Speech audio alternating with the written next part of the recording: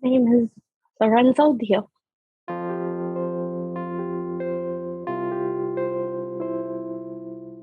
feel like he was going to be a wild child.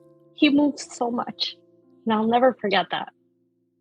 Welcome to Still a Part of Us, a place where moms and dads share the story of their child who was stillborn or who died in infancy. I'm Winter. And I'm Lee. We are grateful you joined us today. Please note that this is a story of loss and has triggers. Thanks to our lost parents who are willing to be vulnerable and share their children with us. If you're listening to this podcast, just know that on our YouTube channel there are pictures and videos that are related to the stories that are being shared. Subscribe and share it with a friend that might need it, and tell them to subscribe. Why? Because people need to know that even though our babies are no longer with us, they're still a part of us.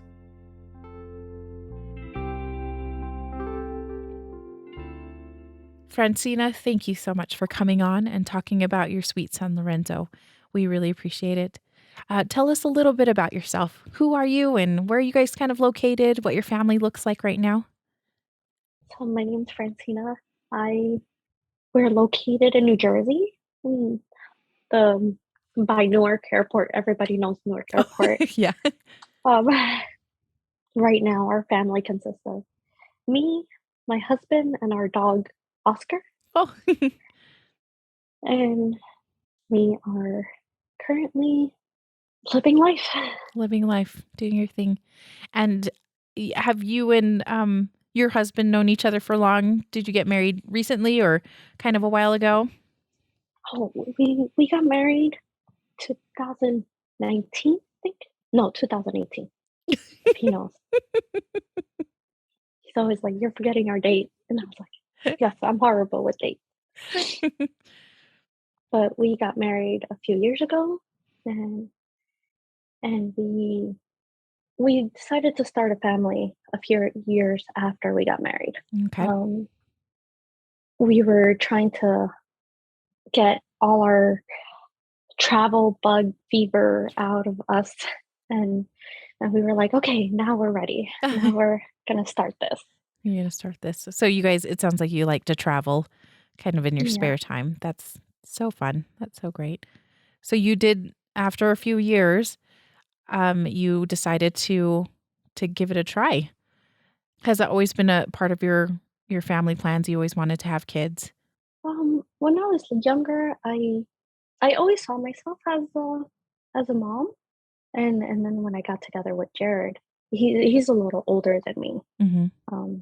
He's like 6-7 years older than me, Mm-hmm. and we got together like 5 years ago, 5-6 years ago. We met working together, and then we were just acquaintances at work, and then we found out we liked a lot of stuff. So then we got kind of fall for each other and friendship first, and then it evolved.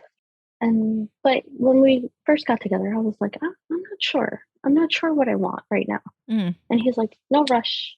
You're young. We have all life together to figure this out. And then actually a few years ago, he was like, okay, you got to make up your mind.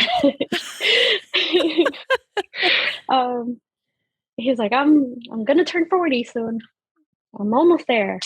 And I'm like, oh, well, I'm turning 33 this year, or 32 actually, when we started. Mm-hmm. And I was like, yeah, it's about time. Okay. It's about time we started. And how did that pregnancy journey or fertility journey look? Were you guys able to get pregnant quickly, or were there any fertility issues? No, it was very quickly. I remember the month. I was like, yeah, we definitely got married. We definitely not got married. We definitely had this starting this day from this month. And at first I was a little confused because everybody tells you to track your cycle and all this other stuff. And I was like, I'm horrible at that stuff. I'm like, barely figure out what day my period's going to come next month. But that's why we have our phones. Yes. But it was very quickly. I remember the first day I was actually talking to my friend, and I was like, I am very angry. I'm very angry, and it takes me a lot to lose my patience, but I was like losing my patience at work. I was like, are you sure you want to ask me that that question. That question has, you have more common sense than asking me that question, was my thing at work. And they're like, oh my God, what is this? This is not the Francina we know. Uh-huh. And then that day I was like, well, I think my period should have been last week. I'm a week late.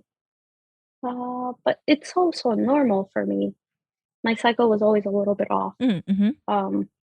But my friend, I was talking to her on the phone and she was like, well, you're trying. I was like, that's true. I am trying, but it can't be this quick. This is so fast. And then I got the pregnancy test and it came out positive and it was a faint blue line. Faint. If you still got 2 and it's a faint blue line, you're definitely pregnant. Uh-huh. And I told my friend and she was like, oh my God, I'm so happy. Because she just had a kid like a month before I started trying, and she was so happy. And I ended up texting Jared because he was already at work. I was like, here's a pregnancy test. I'm positive. Go ahead. That's how you announced it to him? Yeah. He's like, this cannot be how you're telling me. And I was like, well, I couldn't wait. I couldn't wait for tonight. Yeah. I was like really excited. I still had to work. And I was like, I won't see you until like 9:00 or 10. I can't hold this. I can't hold. My friend was planning me like buying like little kid shoes and stuff. And I was like, yes, I want that. That sounds so great. But then my excitement got the best of me. Yeah. So I ended up just texting him and go like, that's it. We're done. We got this. That's exciting. Yeah, it was exciting. From the beginning, it was really exciting. You get everything flashes in front of your eyes. Like everything that my parents were always so busy working when I was young. And I'm first generation in the US, so they were always really busy trying to give us a better life. Yeah. And all I could picture when I saw that pregnancy test is that, all right, now I know I'm going to do everything completely different. I'm going to be very creative, do all the fun stuff, take them to all the parks, do all the things that I wish my mom would have done with me. But she was building a life for me. Yeah. To be here. So when I saw those 2 little lines, I was like, yes, this is my turn. Yeah. I get to do this. So yeah, tell me a little bit more about how the pregnancy went. I mean, you got pregnant very quickly. That was a surprise. Tell me Very, very quickly. How you were feeling throughout the pregnancy. In the beginning, it was a simple, like the pregnancy wasn't bad. It was actually really easy. The beginning, of course, you got the morning sickness that kind of runs all day. And you're like, I'm so tired. I wanted to sleep all the time in the beginning. And all I was thinking was get home, get on the couch and just fall asleep. Sounds about right. Yeah. And my dog was right there next to me, just sleeping right next to me. And we're like, oh, this is our couch right now. And then the first trimester goes through. I felt like the first trimester took forever. I was so excited. It was like not stopping. Yeah, it does feel like it goes forever. Yeah. Yeah. You're like the first 12 weeks? 12, 13 I'm like, weeks, I'm yeah. I'm still in the first trimester? Come on. Yeah. Give me a break. But it was, other than that, it was just sleeplessness, sleepy, and then I was sleeping so much I had very strange dreams, but that's always my overactive imagination. So, and then the second trimester, everything went so easy. I felt like it was so nice. It is nice. I grew tons of hair, which everywhere, which was probably, I joked around with Jared's family. I was like, well, this kid isn't a boy. I can't imagine. I had little hairs everywhere. I had like full head of long hair, and It's all those hormones. Yeah, it's all the hormones and all the vitamins you're taking. Yeah. And I'm going once a month to the doctor, and they're, taking blood work, and everything's turning out right. And, I didn't have any questions for the doctor. Mhm. And I had my best friend and my sister-in-law. We were all pregnant within months of each other. Okay. My sister-in-law was due first in July. I was due in August, and my best friend was due in September. So whenever I had a question, I would ask them. Yeah. Francina, I just realized I forgot to ask you a question really fast. Oh, At the time of this recording, when was Lorenzo born? Just so that we can get he some was born. context on timing.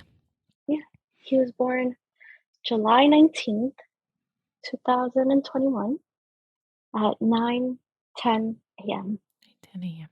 Okay, so I just want to point out that you basically got pregnant in the middle of the pandemic, and Yeah, had him in the middle of the pandemic. So, and that's yeah. kind of tricky. That's kind of tricky. So, because of that, you did say that you went to doctor's appointments. Did you go to in-person doctor's appointments, or was it telemedicine or anything like that? Yeah, for us, at least, my doctor was pretty strict on who can come into office. It was Mm. only me. Mm-hmm. I had to wear a mask, Mm-hmm. and Jared never went to one appointment, Oh, not a which single was one? no, not a single one, not even the 16-week like scan. And Oh, that's the one I really wanted him to see. yeah. I actually That was my fault. The day by that time, it was probably like around March when I was because I found out I was pregnant November. Mm-hmm. Um, I did the first ultrasound in December, Mm-hmm. and then the 16 weeks was March, probably March or April. And then right then they it was the COVID. Everybody was getting vaccine. It was starting to not. It was starting to be more relaxed. Oh, just a tiny bit. Just a tiny bit. Yeah, you're right. Just a tiny bit. But they did tell me, like, when I called the office in the morning for my 16 weeks, they were like, "Well, we're not sure. Mm. We can't promise you anything." And at that time I was like, "Well, they they say they might." And he was like, I have to work at like 12. I Mm. have to know if I can go or not so I can call out." And I was like, "Don't call out. I mean, it's only the It is. other scan, and we're Yeah. not going to know what it is anyway, so it's okay. As long as everything's okay, it's okay." And I remember that day, the doctor told me the baby was 66 percentile, and that's all he gave me. Kind of, he was like, "Oh, he's in the 66 percentile." He didn't say he was like it's in the 66 percentile. And when I'm calling Jerry, I'm like, "Oh, he said 66 percentile," and Jared's like, "What does that mean?" I was like, "I don't know, but he said it. Okay, so we're good." He's probably in the growth part in the 66 percentile. And he's like, "Oh, that makes sense." And I was Yeah. like, "Yeah, I'm sorry." But the whole pregnancy was always like that. I always went to the doctor, and he told me this little tiny little thing, and then it was just like I didn't know what questions to ask. I didn't My doctor and me were kind of he was very quick on our appointments. Yeah. It was like, "Oh, you feeling okay? You're feeling okay? Okay, okay, good. Get out of here." And I'm like, "Okay, I'm doing good. All right, I'm not." Yeah. Um, so other than that, I did have a, a little scare in the beginning of the pregnancy when they did the first blood work. Mm-hmm. They like check for all these things that you have, and I had like three markers for Oh. different. Oh, so was it like a Yeah, genetic test? yeah, it was a genetic test. Okay. Um, I had three markers. I can off the top of my head, I know the T13 or T3 Uh-huh. something. And then another two things. But when I asked my doctor what they were, he told me, "Well, I'm not going to tell you right now. I don't want to freak you out." And I was like, okay, that's okay. Hmm. But I would like to know. And he was like, well, let's do the blood work on your husband, and we can go from there. Once we get his results, we'll figure out if we need to do extra genetic testing, or do you have to go somewhere for the results. We'll figure it out once we get his results. Okay. And Jared went and did his blood work, and then they told him we gotta wait a week. So we waited. No, it was not a week. It was like 2 weeks. I felt like it took forever, and I was so nervous about it. And this is where I was like, "Ah, oh, this is too good to be true. I can't believe it. I got pregnant so easily, and now this." Yeah. But then we got his blood work back, and that was fine. He didn't have any of the markers, so I was a carrier for these 3 things, and I still, for the life of me, I don't know what they are, because I was like, all right, then it's done.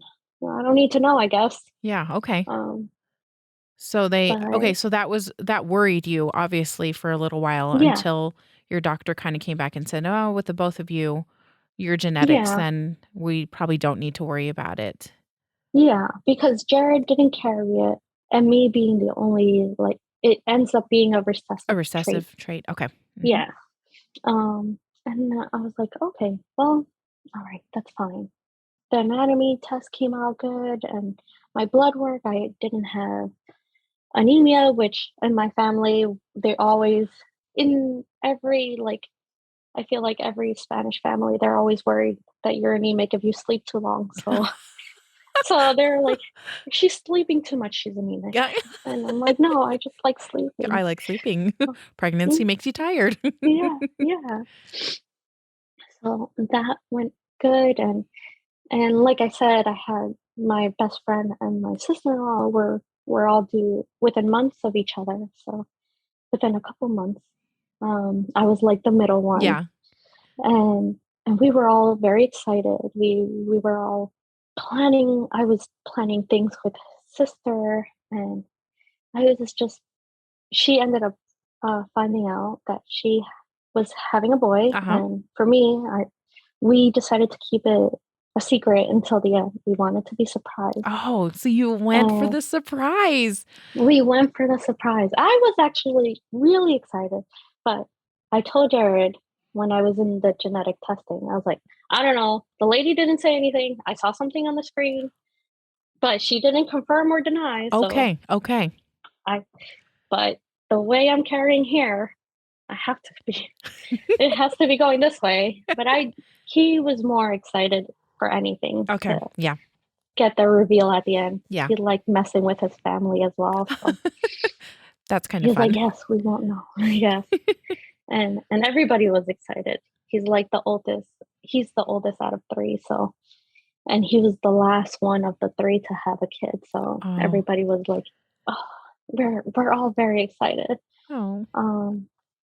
So then, I mean, after that, second trimester was all perfect. Mm-hmm. I have tons of energy. I actually took a little vacation with my best friend, like a baby moon. Mm-hmm. And I was like, I'll meet you down in Florida, and we'll do a little vacation in May for each other, because I don't know when we're going to see each other. Yeah. Like in the beginning of the 3rd trimester is when I started feeling a little, I don't know if this is like me predicting it, or I started like waking up in the middle of the night, going like, just feeling my belly, like not predicting it. That's the wrong one. Just feeling anxious about. Okay. I mean, I'm in the 3rd trimester. You get nervous and excited, and it's all these emotions all at the same time. Yeah. And I did have a couple of little hiccups in the beginning of the 3rd trimester where the baby was his feet were towards my spleen and my liver, and he would kick that way. Oh, that's the way he wanted to kick. He would kick that way. And I remember waking up one night, and it was a rough night that I ended up going to the doctor after that, and I was like, I it hurts. My side hurts so much. And Oh. he's like, "Well, do you sleep that way?" And I was like, "Yeah, sometimes I do sleep on either Mhm. right side or left Mhm. side, but I do end up trying to always sleep on my right." And he's like, "Well, start sleeping on the other side." Um, it's just always matter of fact, like just do it the other way. And he was right. It didn't bother me. I had a little bit of a headache for a couple days, and that worried me. Mhm. And I told him, and he ended up telling me, "Go to the hospital, let them check you out. I don't want this headache to be like longer than 3 days or something like that, Yeah. because That could lead it to would." that could be an indication of something worse. Yeah, for sure. So Yeah. So my doctor did everything right. He always like told me to do stuff, but our communication was always very, it sounded very it's not quick. yeah, I was gonna say it sounded very Yeah. brief and it was like, you're fine. You're fine. Go Yeah. ahead. Yeah. It was Hmm. it was always like that. But I do remember the week. This is leading up to having Lorenzo. The week right before I had an ultrasound. No, did I have an ultrasound with him? No. No, it was just a checkup. Okay. Like, Routine checkup and yeah, see how he's doing. routine. He would check my blood pressure. They did my blood pressure. And I felt like it was, when I saw what was on the screen, it looked lower than it was throughout my whole pregnancy, because Mm. our blood pressure gets a little higher. Mhm. So I looked at it, and I remember the nurse, she looked at the doctor and she showed him. She didn't say it out loud, which was weird. I found that weird. That she ended up just showing him. She like pointed at it, Mhm. and he was like, "Yeah, it looks good." And then she did the ultrasound, Just the Doppler, she the checked heartbeat. the Doppler, Mhm. yes. And he was like, "Okay, everything sounds good. You have any questions?" And I was like, uh, "No." And I was 36 weeks, right? This Friday, that Friday, I was 36 weeks when I saw him, and he's like, "You have any questions?" And I was like, "No." But should this is where around the time I was asking him if I should get the whooping cough vaccine. Yeah. And yeah, and I was like, "Should I get it now?" And he's like, "No, they'll give it to you the day you have the baby." And I'm like, "I don't know, that doesn't sound right." And I was looking up stuff. I was like, "No, my friend, she had it like a few weeks before. Yeah. My sister-in-law, she had it a month before she had her first child."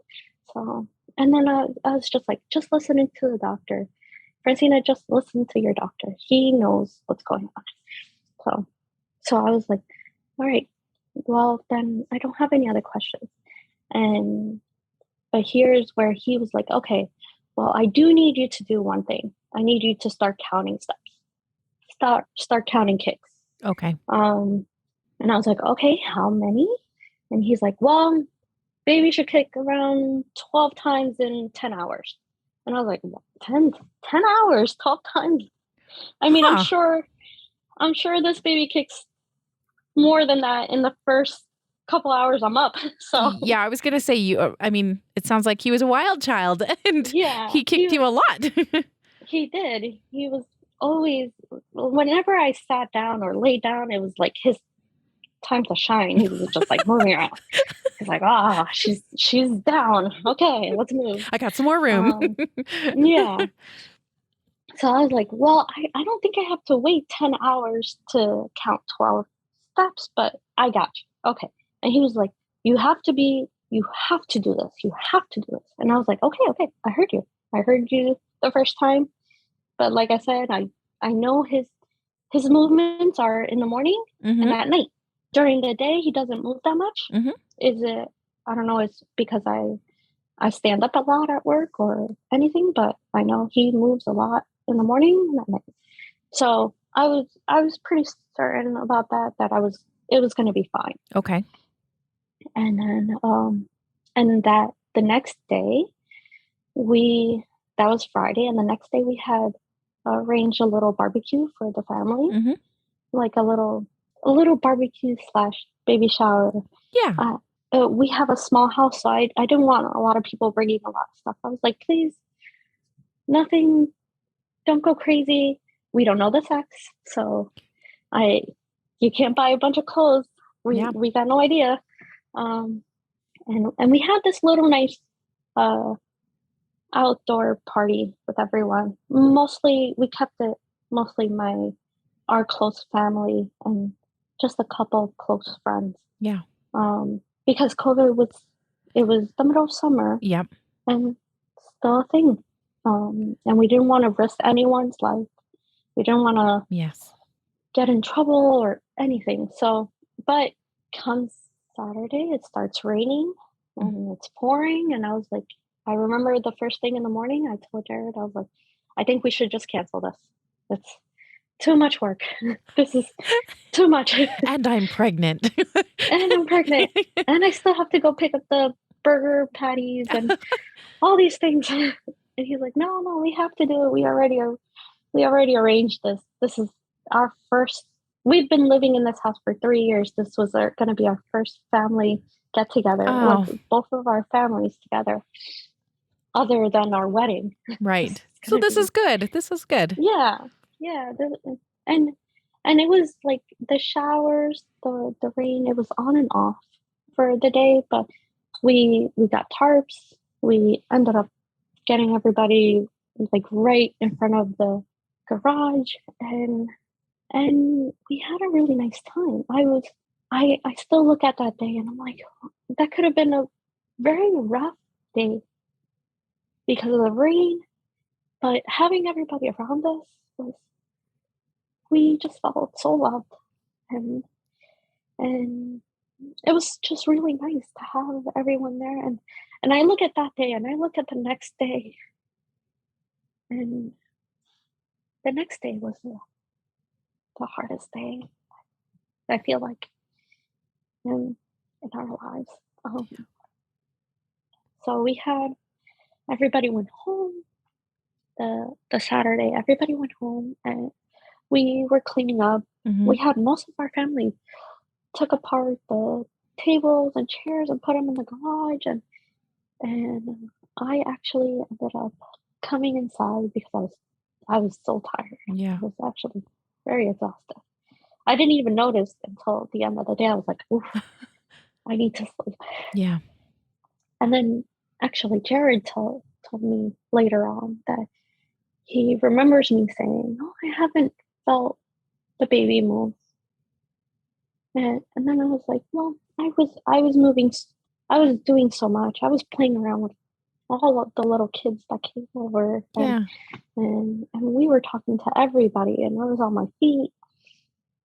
And but I do remember that night I came inside and I was just putting stuff away. And I go into our living room, and we have this very big portable AC. Mm-hmm. And we had the AC draining into this like gallon. Oh, okay. Just a bucket or something. Just a gallon bucket. And I noticed that it was tipped over, and I was like, oh, well, now I have to pick up all the water, and it was all over the place. So I'm just cleaning up the water. And right there, I felt like this radiating pain from right under my rib cage.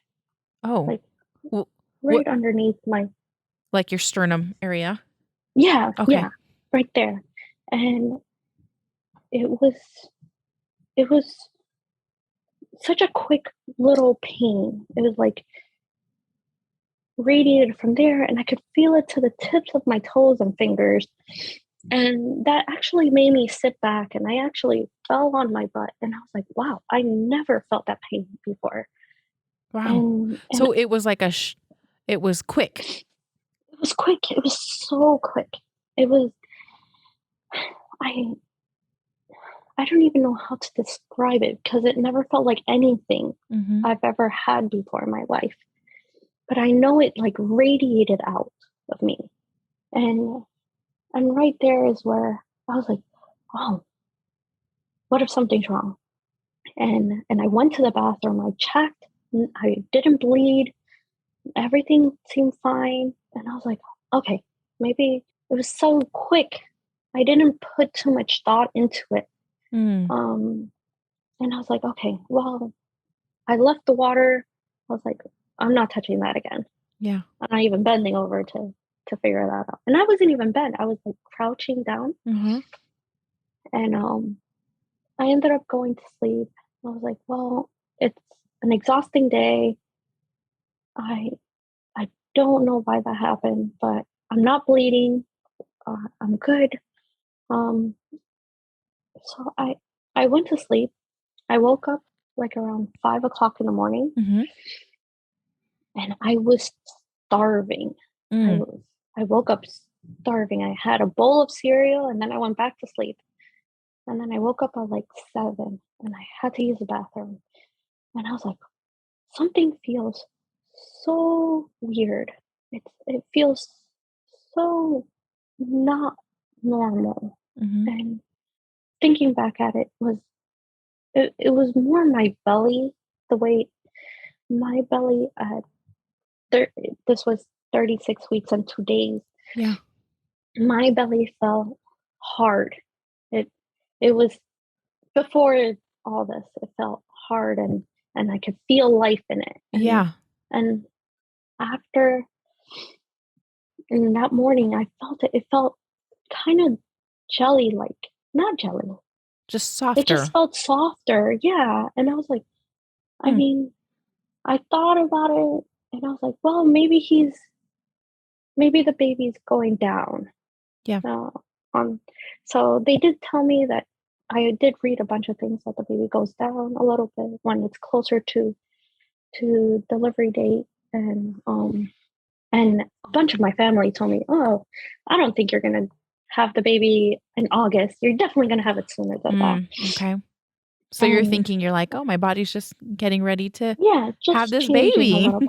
Yeah, just changing a little bit. And then, so I go back to sleep after I use the bathroom, and then I wake up a third time, just like around 8. And then this time I was really concerned because I was like, okay, this is where he usually kicks a lot. When I'm like around this time is where he kicks.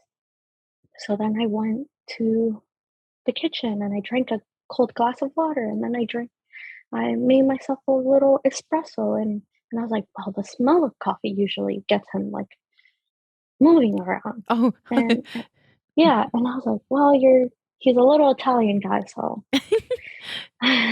He loves his coffee already. yeah. And then that's where I was like when I was making that little espresso cup is when Jared came into the kitchen, and he was like, what's with the face? And I was like, I don't know. This feels weird. The baby's usually moving a lot more right now. And it's not moving enough. I don't think it has moved at all. And he's like, okay, well, drink a little bit of coffee, and what did your doctor say we should do? And I was like, well, I mean, I can't call him, and the office is closed, so I think we should just go to the hospital. Yeah. And that's where I actually just gulped that little tiny cup. I was like, no, I'm not waiting. Yeah. I'm not waiting like 15 minutes or anything. Yeah. I was like, I know this is not right. I know something's not right. I feel it. Yeah. And I didn't think about it. I know the ride to the hospital was about 20 minutes for us. And Jared was like, okay, let's go. Let's get this out of our heads. Let's not worry. Let's go get you checked out, get the baby checked out. We'll go see. And we get in the car, and we're riding, and I'm sitting in the car, and my belly is kind of moving a little bit, but I'm like, oh, it's kind of moving, but I mean, I don't feel movement inside. Right. Okay. It's just, the movement of the car is moving my belly. Okay. Yeah. So I had to put that together when I was in the car. I was like, oh, it's just the car. It's not really my belly. Yeah. Okay. And then I get to the hospital. We both get there. We find parking, and I'm thinking, how am I gonna tell? Like, what am I gonna say to them when I come in? Like, what do I say? I haven't even come to visit the hospital to see, to do the whole, like, this is, Oh, and the I haven't tour done, or whatever. yeah, yeah. I was like, well, we're gonna go through emergency. I don't know where to go. Yeah. Yeah. Um, so we go into emergency, and the guy goes and looks at me. He's like, how can we help you? And I was like, well, I don't know. Low fetal movement. No fetal movement? Low fetal movement? Yeah. Okay. And I look at him, and he's like, okay, let me call up to the unit that we need to send you to.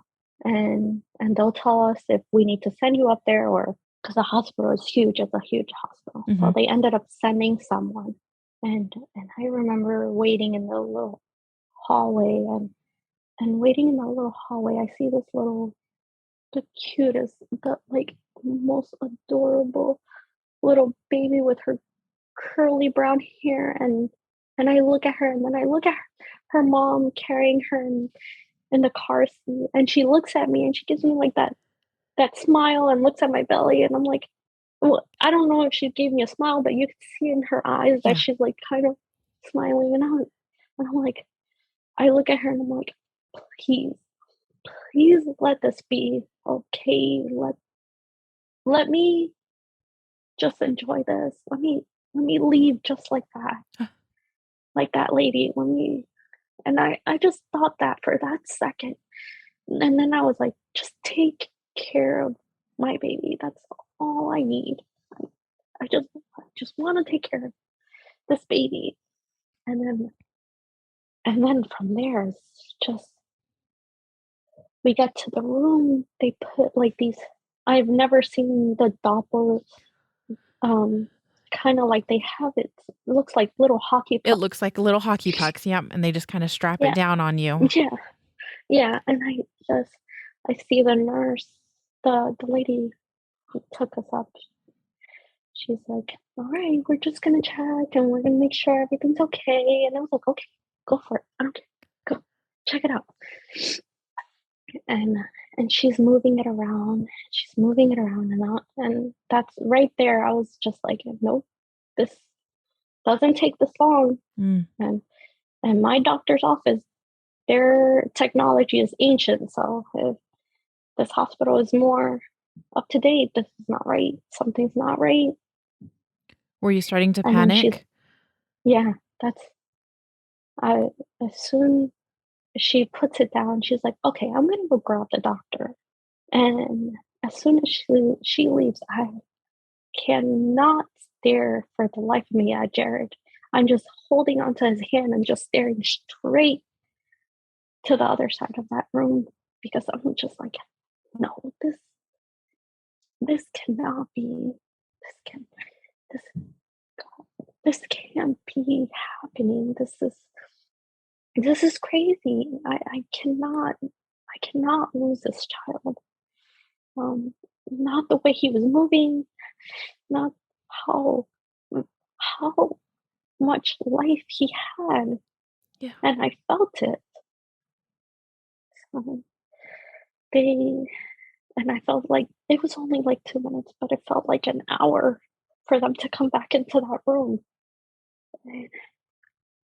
And they bring in the ultrasound, and they're like, okay, we're gonna try with this ultrasound, and the doctor is the one doing everything, and then she looks at me, and she's like, I'm so sorry, there's like no heartbeat. And I'm like those 3 words is the worst thing you could hear,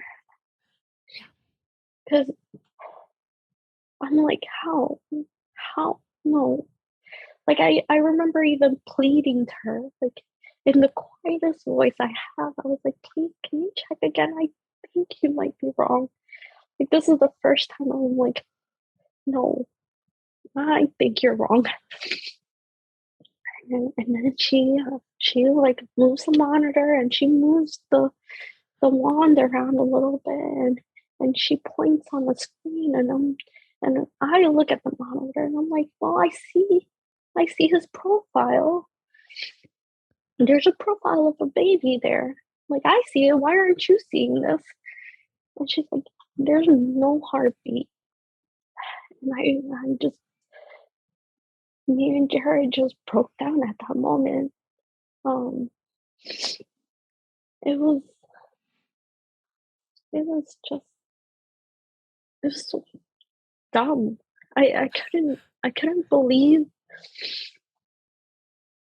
that I could nothing like lose a baby. Like, I was doing everything right. I was taking my vitamins. I was going to all my doctor's appointments. I made sure I ate almost 5 times a day if I had to eat. And I couldn't believe that was how things were turning out for me, for this baby to come into this world, and everybody we all wanted him so much. The whole family was so excited, and just losing him like that, like in a blink of an eye, without any like any warning, without anything, that was so shocking. Nobody ever talked about it. I've heard people before, like, I had a family member, she lost her baby, but there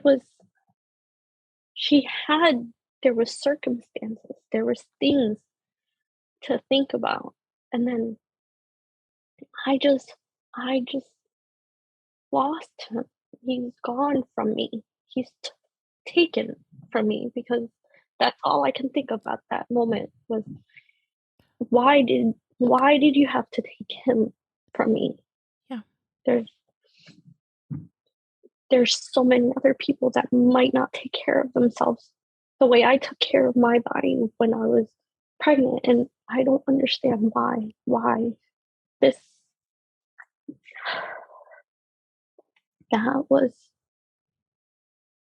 the hardest blow, the lowest blow. Yeah. That I wouldn't even wish that on anyone. It it hurts me just to think that we could just lose someone you don't even meet, and you pictured the whole world for them. And that's what I pictured a lifetime for him. Yeah. And I didn't get to give it to him. Like you said, it's so shocking and it's so sudden.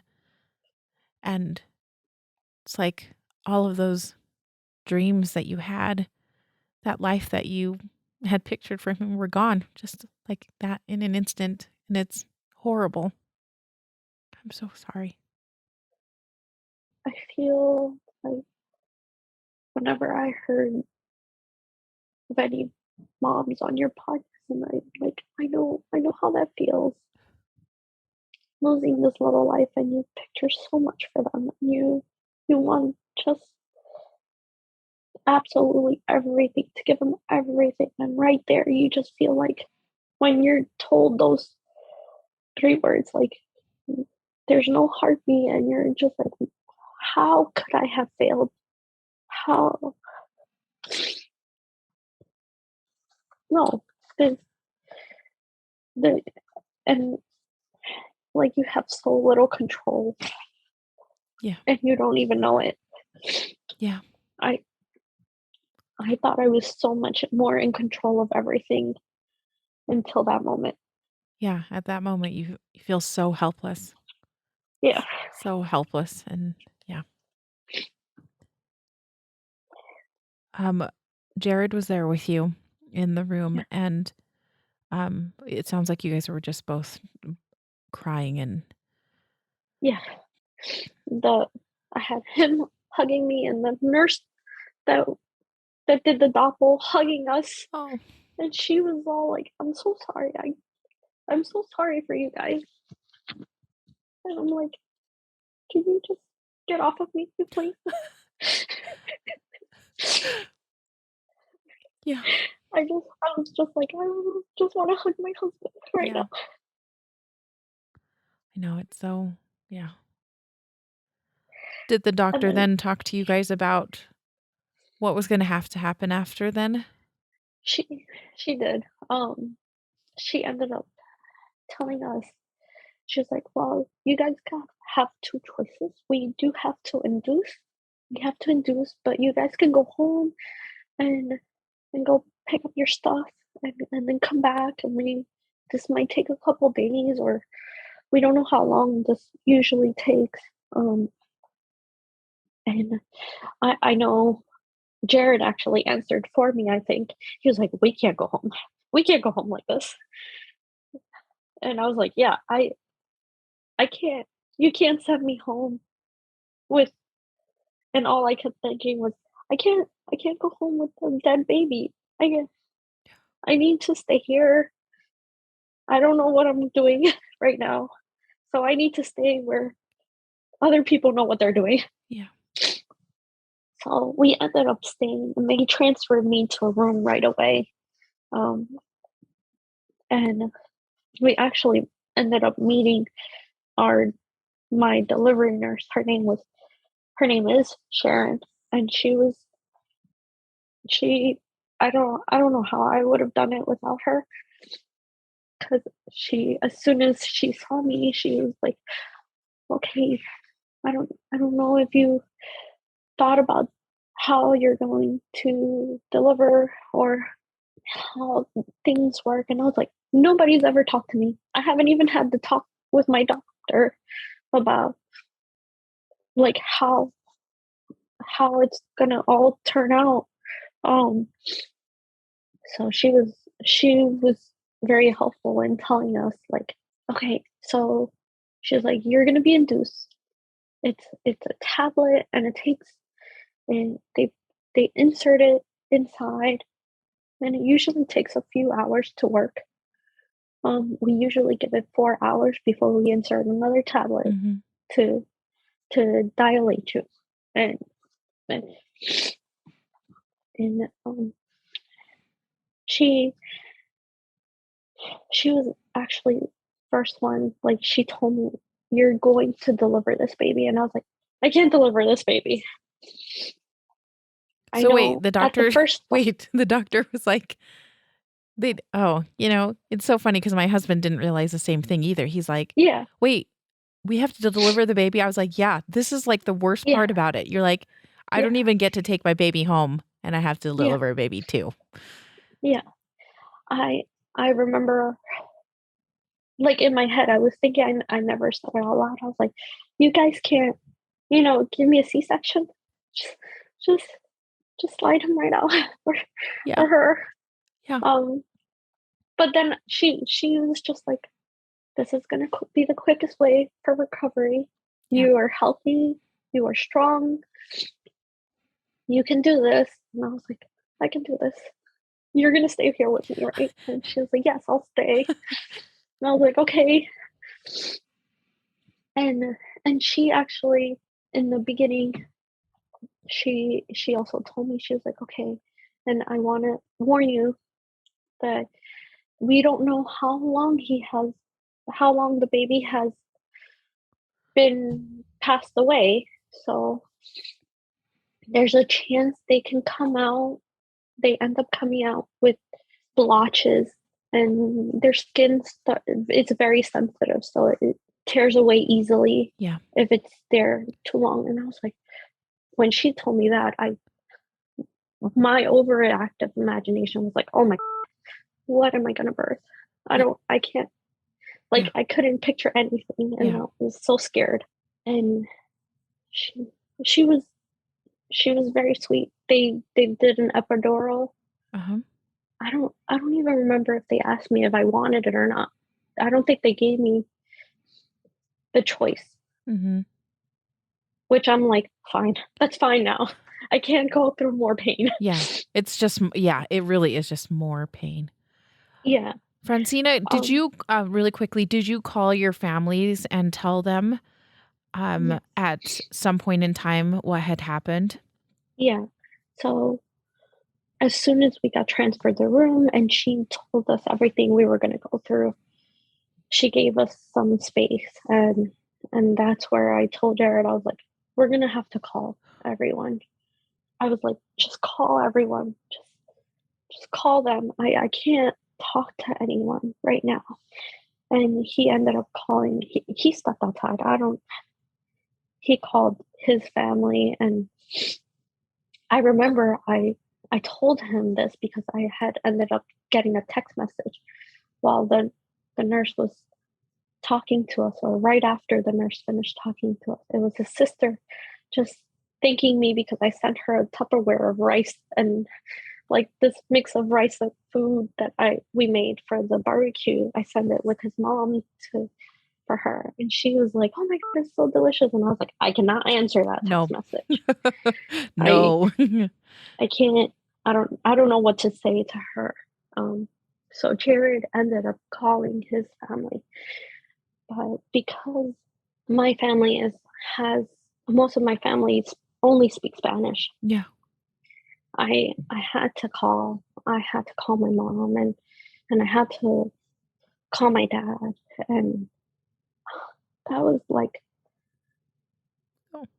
to tell my mom her only grandchild passed away. I don't know how, and all I hear is over the phone like, "No, you can't tell me this." And I'm like, I don't want to talk to this. I wish I could take this whole day back. And then I had to make that same call to my dad. And my brother, actually, I have a brother, and he ended up answering the call before my mom answered the call, and I had to tell my brother. And he was like, "Oh, Francina, don't say that to me." And I'm like, my brother's very, you ever meet him, he's not a person that shows a lot of emotion. So that coming out of him was a lot. And then he ended up passing the phone to my mom, and that. And then my dad lives in Dominican Republic, so I had to call him over there. And I told him, and he's like, all I hear is he passed his phone to his wife, and he's like, I don't understand this. Why this late? Why so close? Why? And I'm like, that's what I'm asking myself. Why? Yeah. Why? We were so close. So close. How? Oh, I'm so sorry. Yeah. That is like, I don't know how Jared told his family. I haven't even asked him like to tell me like what they said. I still don't want to know. I'm still just, it just hurts me listening to my parents. So then I was like, okay, I'm hanging up. I can't talk to anyone else. I told my mom. She ended up going to my grandmother's house, and my grandmother actually called me a few hours later, and she was like, I'm so sorry. I'm so sorry. And all I hear is my mom going in the background. She's like, can they give you a C-section? Don't have to deliver this baby. And I'm like, I don't have a choice. I'm healthy. Yeah. And then my grandmother, this is where my grandmother stunned me. She's like, what are they going to do with the body? do they give you the body? I was like, I get a body? Oh. And that's when things like start getting more real, is when you're like, I'm going to get this baby. What am I going to do with this baby? And then I was like, all right, I got to hang up with you guys. I can't. Not right I now. need to take, Yeah. I need to take one thing at a time. It was only a few hours into the, not even, I didn't, by, in that moment, I still didn't get the induction Oh, the pill. tablet. Okay, they hadn't started anything. That was just all in the beginning. All when yeah. we were moved to the room, all of that happened like within like 30 minutes of us getting there. And then after we had those, it was like in and out. I remember the nurse came with the lady who did the epidural, Mm-hmm. and they told Jared he has to step out of the room because it was me, the epidural lady, and the nurse. Yeah, just for kind of a sterile field. That's interesting that they didn't sometimes they allow the husband to be there to help and help you get the epidural. Yeah. So no, Sharon ended up, she asked him. It wasn't like she had thrown him out or anything. She was just like, can you please wait outside? They're gonna do this. And then she comes back in and she's like, okay, I'm going to stand in front of you. You're going to sit sideways on the bed and you're going to squeeze my hand if you want to squeeze my hand. But I'm going to need you to arch your back. And they're not going to, like, she went step by step on what they were going to do. And I was like, good. Good. Yes. I need someone to give me guidance, anything. Yeah. Anything. I'll take everything you guys can give me. Yeah. Like, hold my hand. I don't care. My world is just rocked, and I don't know which way to stand anymore. I don't know what's up, what's down. So I just did everything she told me step by step. I held her hand. They put the epidural on me, and at first they gave it a little while to see if it was working. And then I remember telling her a few times, like, I had to go use the bathroom. Mm-hmm. I was like, I still have to go to use the bathroom. And she's like, wait a second, you've had this epidural for this amount of time. You shouldn't be feeling like this. Yeah. And I was like, well, that's how I feel. I have to use the bathroom. Can you please help me use the bathroom? And she would get the bedpan and we're like moving around. I know I felt my right leg was numb, but my left leg wasn't. Not. Yeah. And I remember her giving me the button to press for the epidural. She's like, if you feel any pain or you want to press on it, go ahead. I would press on it. I felt like nothing was happening. So I was like, I don't know, this isn't working. So I know that she called the lady who did the epidural, and I could hear them right outside of the room. And she's like, you didn't do this right. She was very like stern with the lady. And I remember hearing the lady goes like, no, I did this perfectly. And they were going like back and forth. And the lady comes in and she injects, like, I don't know, she injects the needle. And so I feel this rush of cold water on my back, like on my spine. Yeah. And I was like, oh, I feel it right there. That's where I felt it. And I kind of missed a spot here. Right before this, my doctor comes in and she's gonna put the tablet in, I think it was. And her just trying to feel whatever they check, it hurts so much. And I was like, no, you have to get out. You have to, don't touch me. And I was like, it hurt. Don't do that again, please.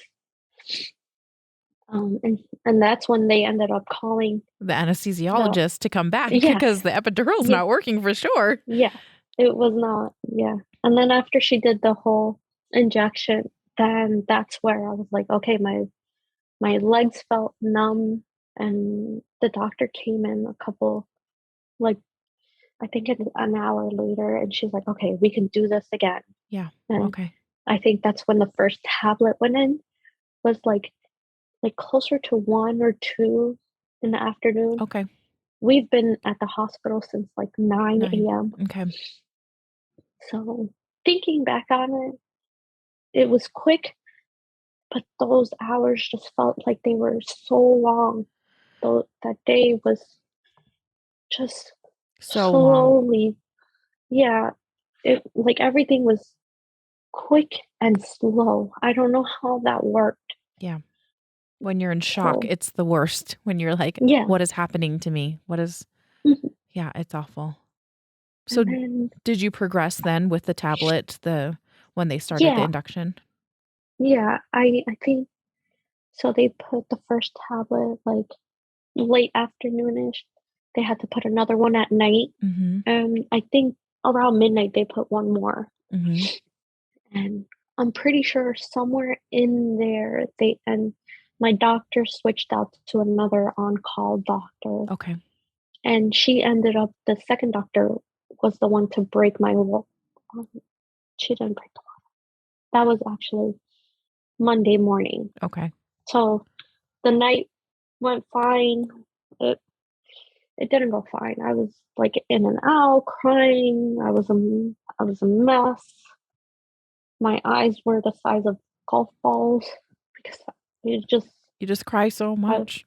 yeah, you you're just tears, and I don't care what I look like. I don't care what's happening now, and I did end up sleeping that night.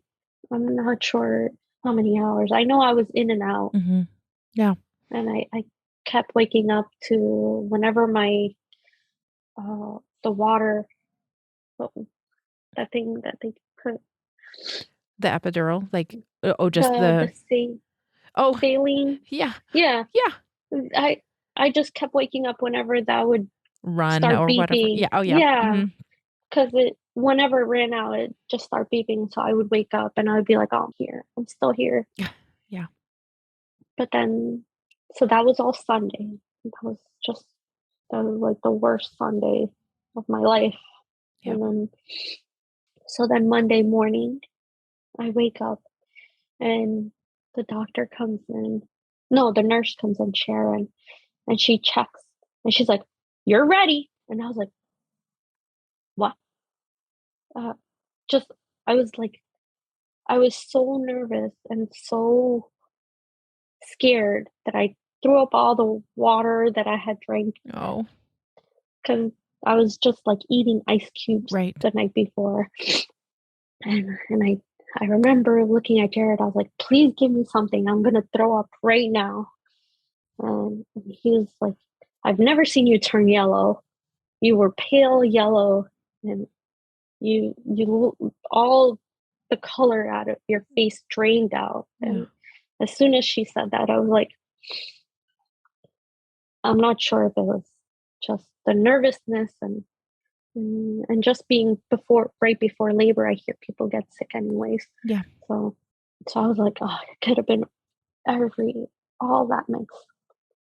And then like 2 minutes, she went and she grabbed the doctor. They came back and they were like, okay, it's time to push. You're gonna push, and we're gonna tell you when to push.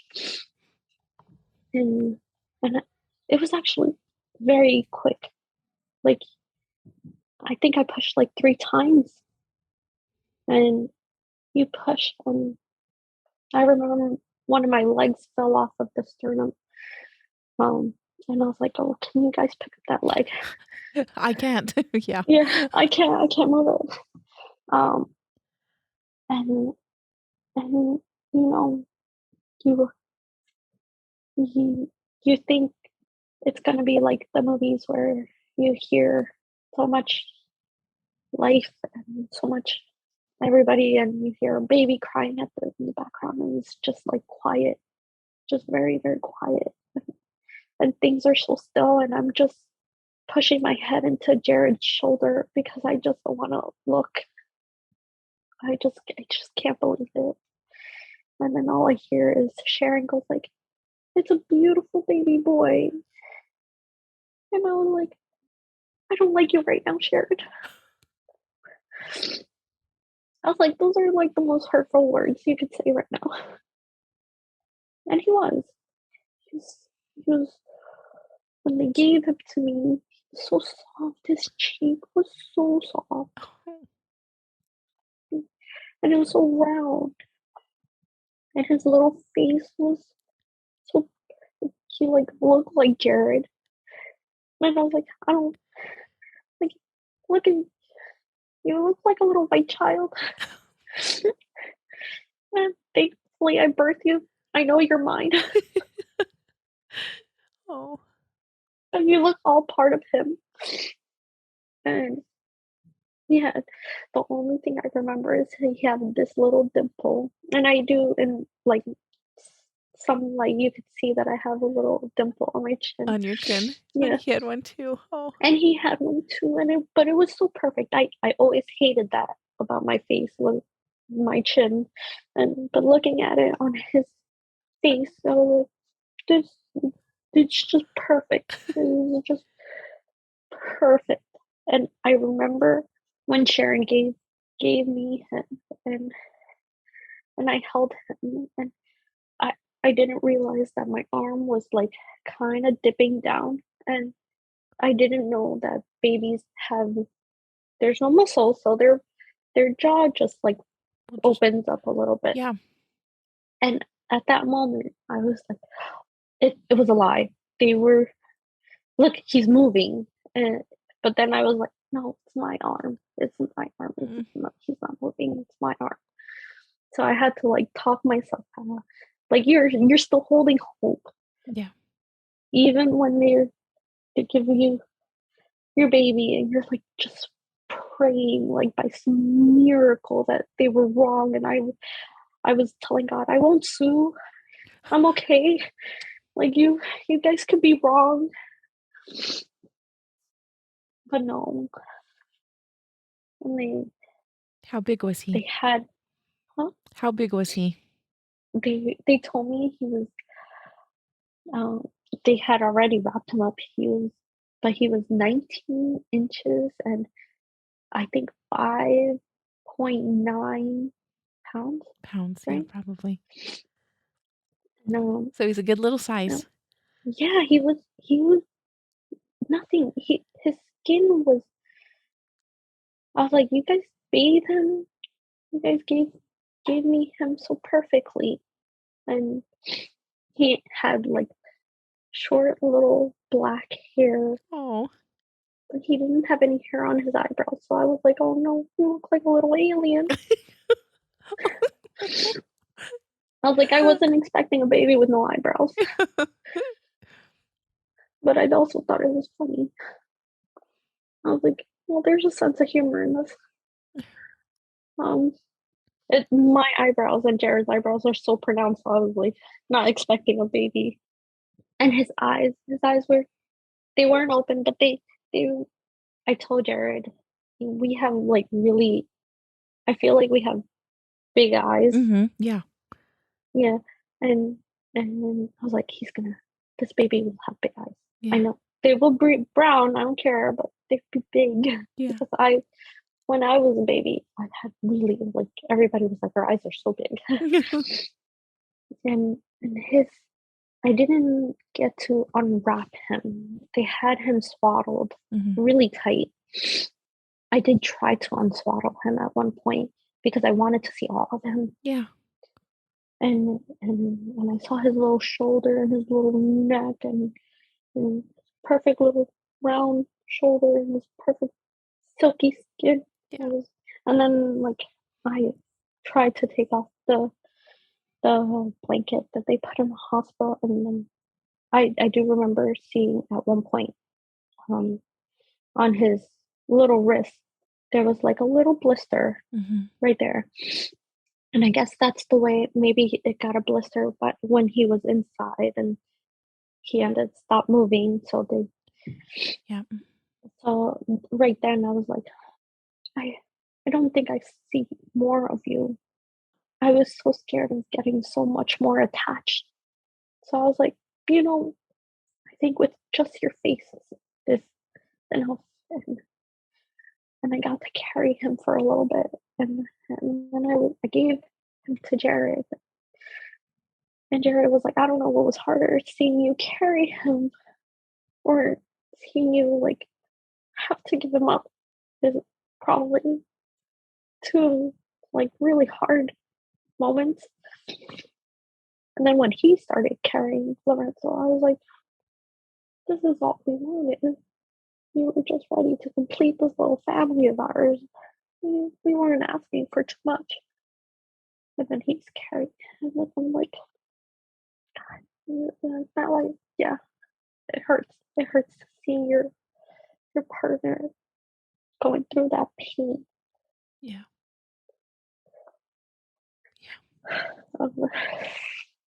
This is his child, and we're not gonna get to take him home with us. And how can this turn out so wrong? Yeah. So we're still in the middle of COVID, and we asked our parents not to come. And for me, it was so hard to see Lorenzo's body and go like, there's no one in there. It's just this little body. And I was like, I don't want my family to see that. I was like, I don't want to have to go to the pain to have them hold this little person that is not going to come home with us. Yeah. So we told our family that we didn't want anyone coming. My mom, she of course had other plans. She just came. She just came anyway. Yeah, she came anyways. When I saw her walk through the door, I was actually a little upset. I was like, why can't you just listen to me? And then I was like, I can't. Like, Jared's like, don't get mad with her. And I was like, I know. I'm just mad right now at everything. And she came and she held him. And she asked me his name. And I was like, it's Lorenzo. And she's like, that's a perfect name. And he looks like a little Italian guy. Is that why you guys chose his name, Lorenzo? Yeah. Well, Jared is he's like Italian. His family is Italian, but he's like a third generation here. And we wanted a name that was easily said in Spanish, that they wouldn't butcher it too much. Yeah. That's perfect then. Yeah. And then I love this book. I can't even, Racing in the Rain or something. And the main character was a dog named Enzo. Enzo. I love that. Yeah. And I love that nickname. Yeah, and that's like perfect. It's such a sweet little name. Yeah. Enzo. And like you said, the Ferrari guy. And yep. I was like, and I pictured, because Jared loves cars, and this little person was so quick and so moving. He moved a lot, and I just like, it's got to be Lorenzo. And that's actually the only name that his dad loved. Jared's dad was like, I like Lorenzo. It's a strong name. It is. Although he wanted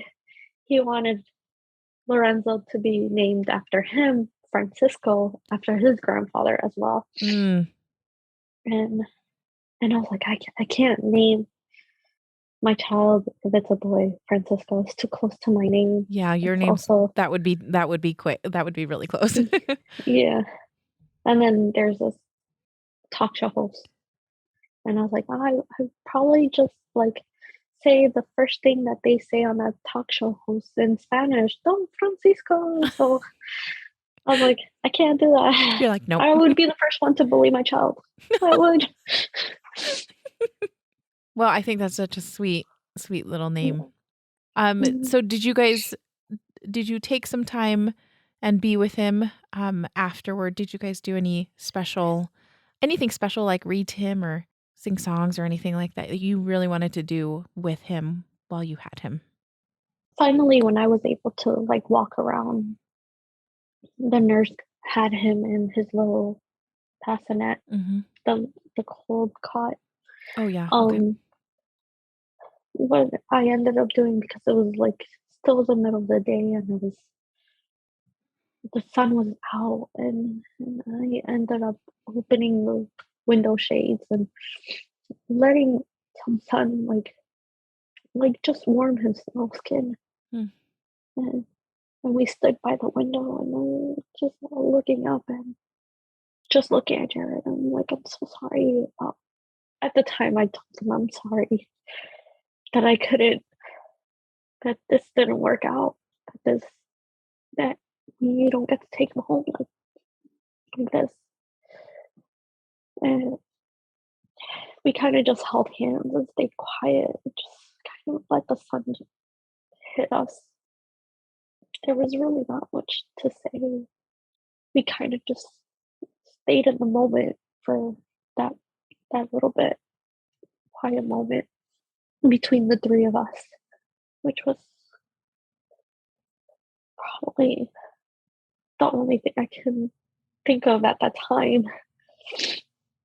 I didn't, looking back at it, I didn't want to like dress him up in like the clothes that I wanted to bring him home in, but we didn't come home and grab anything. So he was just with us in the little hospital blanket. Yeah. And I didn't know how triggering that little hospital blanket was going to be until I saw it again afterwards. I was like, don't bring it next to me. Nope. Yep. There's so many triggers. Yeah. So many triggers. And I ended up telling Sharon, I was like when they were gonna release me that same day, because I was like, I want to go home. Yeah. I can't be here anymore. I don't want to be here. And they were like, yeah, we can send you home today. You can go home. And I told Sharon, I was like, I need you. Well, she offered to get someone to come take pictures of us. Oh, okay. And of Lorenzo. And she also offered to get someone to baptize him. Yeah. And I was like, well, we can't baptize him first, because right now I'm probably really mad at God. And me and Jared were not super religious, so we were just like, we weren't gonna baptize him. Yeah. Anyways, so that we can leave that out. And I was like, but thank you for offering. And then she did offer the pictures, and I was like, you can take pictures of him, but having someone take pictures of me holding him is too much for me. I barely take pictures on my own. Now you're throwing this very ridiculous circumstance and you want me to take pictures. I don't think I can do it. Yeah. All of me was like, no, you can't take pictures of my child if he was living with me. Not like this. This is not something I want to remember. At the time, that's how I thought. Now I kind of go back and forth. I still think I made the right choice, but then I'm like, should I have had the picture? Would I feel any different? I don't know. Really, you don't know. Yeah. Yeah. You can't go into the what if phase, because or I should have done this, I should have done that. You know what? You did the best you can. You did the best you could have at that time. Yeah. So they did take pictures of him, and she actually ended up finding these little clothes that they had to baptize babies, which if she would have told me that she was going to find clothes, I would have been like, just leave them off. I don't need pictures of him in little clothes, because I didn't like the clothes that they, I know they did it as sweet, like a sweet gesture. Yeah. But it was like this little tiny, like little gown type of a thing. silk gown. Yeah, it was like a silk white gown with a little blue vest with a little blue tie. Oh. And I'm like, he looks so silly. This is not something I would put on my child, but yeah, it's kind of cute, but then no. Yeah, you're like, but not. Yeah, but not. But like, I do look at the pictures now because they took pictures of his hands, they took pictures of his feet. Yeah. They gave me a little certificate with like his footprints. Oh, his prints. Okay, great. Yeah. And I look at them and I'm like, oh, his feet were so long and his fingers were so long and he had such little long nails. Oh. And I was like, he would have been such a long little baby. Yeah. Because Jared is tall. I'm not tall, but I have long fingers. And I'm like, he would have had all these little features. And then of course you go and I don't know if you do this now, but every kid I come across, every baby that crosses my way, I just pick out little features of them and I'm like, this is how you would look like. Yeah. This would be you. Yeah. You would have been 6 months right now. Mm-hmm. You would have been such a little cute baby. Yeah. So Francina, so you spent some time with him, which was wonderful. They took pictures, which is wonderful. What did you guys end up deciding to do? Because now you have his body, and of course they probably asked you all the questions, and you're like, "Why are you asking me these questions?" Yes. That's what I felt. Oh. Yeah. Yes, the social worker came in at one point, and she's like, "Okay, do you need me to come back?" And I was like, "Well, what do you gotta ask us?" She was like, "Well, these questions are hard, and I'm gonna ask you them. And if you need a break, you tell me, and I can walk out, and I can come back in, and we can take as long as you need." But she asked us, she was like, "Okay, we need to know if you want the hospital to bury Lorenzo, or are you gonna have accommodations for a funeral?" They ask you all these little questions that you're like, I don't know of a funeral home. I don't know about this, and I completely left the part out. So when I was delivering Lorenzo, my doctor, actually, my OBG doctor, came in. Okay. And he was with the doctor that was delivering Lorenzo. So he ended up seeing everything. And I actually told the nurse and the doctor, the on-call doctor, that I didn't want to be left alone with just the OBG. At that time, I felt really strong about I just didn't, he was, we had such a miscommunication during the pregnancy. Yeah. That I was just like, I don't want him to be there by myself. And they were like, no, we're going to be here. But they did he ended up noticing one thing when Lorenzo came out was that he did have a blood clot in the umbilical cord. So he said that. And then afterwards, he was like, well, I think that's what it is. And we were like, okay, so does this mean we should get an autopsy? And at the time, I felt really strong about that autopsy. I didn't want to cause any more damage to his little body. I wanted it to be as perfect as possible. Yeah.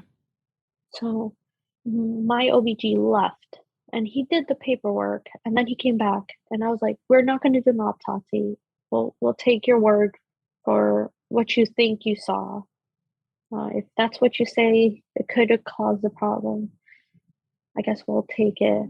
And then when he left, we actually talked to the on-call doctor. Yeah. And she was like, we asked her about it. We were like, okay, do you agree with what you saw? what he saw. Mm-hmm.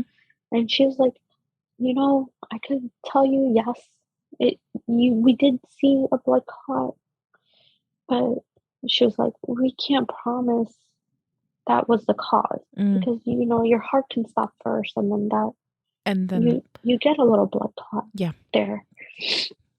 And she's like, I can't promise that. And then we asked her, we're like, okay, on your opinion, would you do an autopsy? And she's like, with these cases, a lot of the cases, we never know what happens. Mm-hmm. Even if his heart stopped first or the blood clot was the cause of it, we'll never know what happened first. Right. And when she said that, I was like, wow, then why do the autopsy? Mm-hmm. Like, you guys are not giving me a definite answer. So me and Jared we just said, we're like, okay, no, we're not going to disturb him Yeah. more. We're not going to cause any problems. They did do some testing she did tell us that they're going to do some testing on the placenta. Okay. And the umbilical cord. They were going to notate everything in pathology. Okay, Like great. what they saw. So Other than that. So that's kind of how you made your decision. Because I know that with the social worker, she probably did ask those questions about autopsy and as well as burial/cremation. And yeah, we ended up talking to the doctor before the social worker about that. So right. the social worker didn't ask us. She ended up just asking us about burial and funeral, and if we wanted the hospital to help like take care of that stuff. Yeah. And then she also she recommended that we went to a therapist to seek out help, and she gave us a pamphlet, and that pamphlet had like a couple books. I bought like 3 books that were on there, and one of them came out it was like, for me, I feel like I'm a person of like wanting to know steps and figure out like a routine or do stuff, and hearing about other people going through this was very helpful. Yeah. So I got the books. But what did you guys decide to do with we Lorenzo's body? we ended up cremating him because me and Jared decided from early on that we didn't want to be buried. We wanted to be cremated, both of us. We had this talk one time, and I was like, well, I want to be cremated, and I don't want to cause more. I don't want people to have to bury me in a box that doesn't biodegrade or all this stuff. So, so we had decided together on that. So we did the same thing with Lorenzo, and Jared's dad actually, he came in and helped us so much with everything. Good. Yeah, he has a family. His mother passed away and his dad passed away, so he had a funeral home that he usually goes to for all these things, and he went with Jared, and they arranged everything at that funeral home. Oh, good. And they transferred his body. They said they were going to get a certificate of life, or that I'm not sure which one. I know they gave me a certificate. I don't really look at it much. I'm like, it doesn't mean anything to me anymore. His ashes mean more to me than anything in this whole house. So I don't need to see a certificate. But he came in and he helped us out so much with that. That's so great. It's so nice to have somebody that will basically hold your hand through that, because that's something that you're like, I've never arranged anything at a funeral home before. Yeah, no, it was him and Jared. I ended up I was decommissioned for a little while. Yeah. I wasn't leaving the house.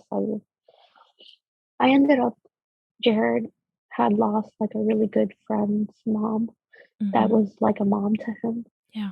So he ended up being a really big part of my recovery on how I should try. And he was like, okay, we don't need to do much, but we need to do at least one thing a day.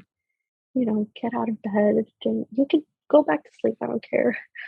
Yep. You need to come and do something with me. Let's have breakfast. Let's just do this together. Just one thing. That's good. Yeah. One thing a day. Yeah. That was actually very helpful. I think that got me into like a little routine a little quicker. And then if I would have been left alone, I probably would have just stayed in bed the whole time. Yep. Yeah.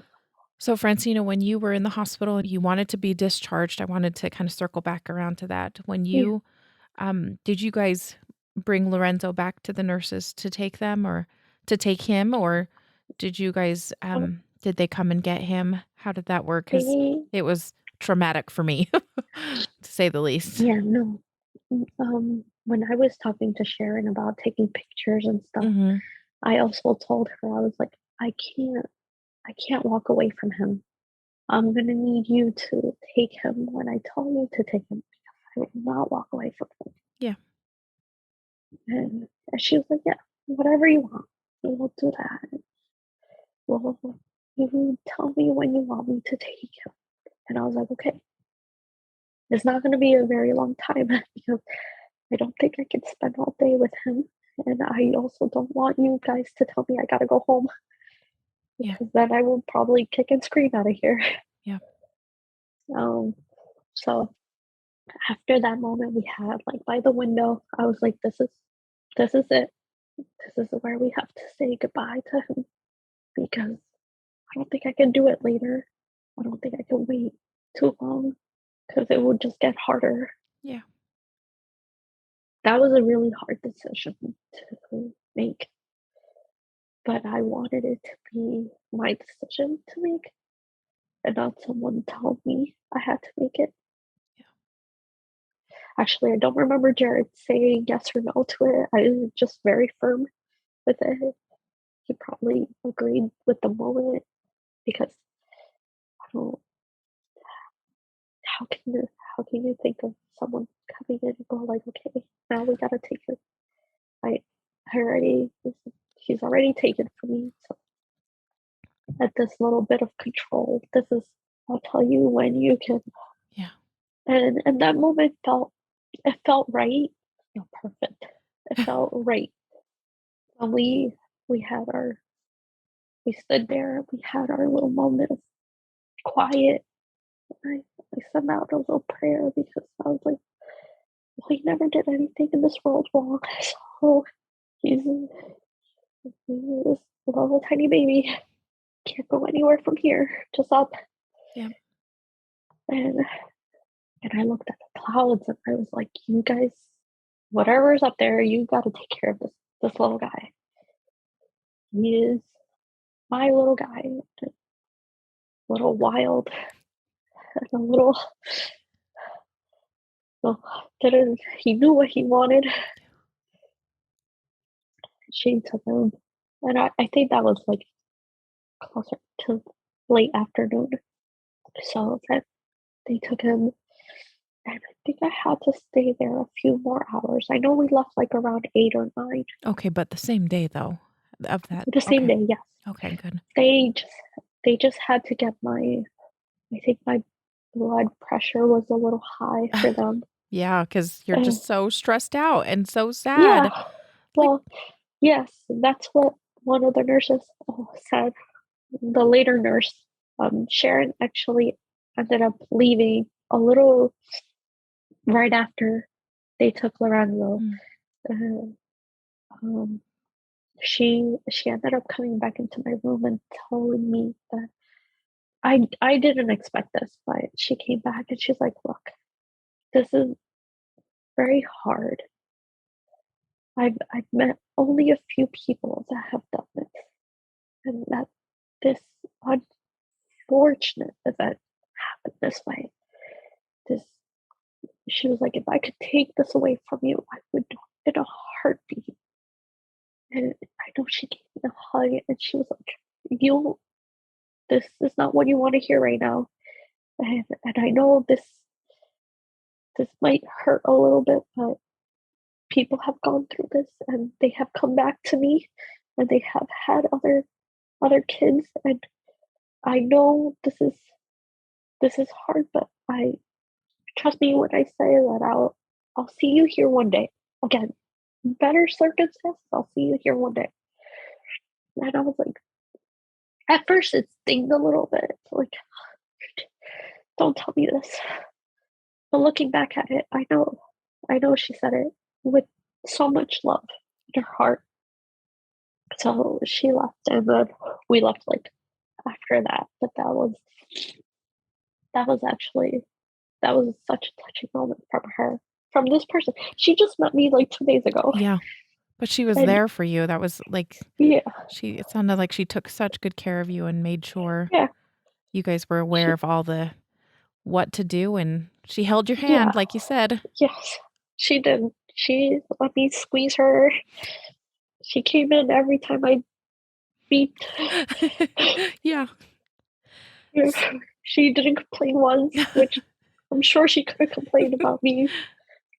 When you guys got home, I know that it sounded like Jared and his father helped with all the arrangements. Did you guys end up having a funeral or a memorial of some sort? No, his dad is still wanting to do it. Even now, he was like, "We can do it whenever. We can do it like now. We can do it later. We can do it." I couldn't go through with it. Like, the little part of me just wanted to shield myself away from all that. We got his cremation, I think, like 3 weeks later, and that was a really hard day. Jared was upset that day. I was upset too. We were both kind of very, like, going through it. We didn't even know what it was. We were like, "Why are we upset?" And then we're like, "Oh, because we have to go and pick up this." And I'm like, "Yeah, I can't believe this is how I'm bringing him home. He didn't deserve this." But then we had to remind each other that we're there for each other. Like, there was some other people that never got their babies back any possible way. And, but that was a hard day. That was the day we did 2 stops. We went back to the hospital, and they finally gave us the clay footprint Oh, yeah. of his hands and his feet. Yeah. That was really sweet. Yeah. But yes, what a hard day to get those back and then get his ashes. It's just like, yeah. Oh. It was like all in one day. I don't even think it was like 3 weeks later. It could have been like 2, but I still felt like that time frame was so long. Yeah. So it passed by so slow and fast. Once again, trauma, that'll do it to you. It just is so bizarre. You're just like, why is this happening? And you're just so sad. Yeah. And we ended up, I didn't take out his ashes from the box that they gave. I still even, until like maybe like 3 months later. Yeah. Like in October is when I took his ashes out. And I ended up, I don't even know if this is okay. I ended up transferring the ashes to this little small bird urn. Oh, It really? was like the tiniest urn. I actually have it. It's so tiny. Oh my goodness, that is so tiny. Yeah. It fits like right in my hand, and it fit his ashes perfectly in there. That's so sweet and tender. I got also a few like little heart shape, like tiny little hearts that you could put a little bit of ashes in there, and I gave one to each grandparent, and I gave one to my grandmother, because I was like, well, if we didn't get to get him home, but at least everybody has a little bit of him with them. And Jared's dad was like, I want to be buried with us.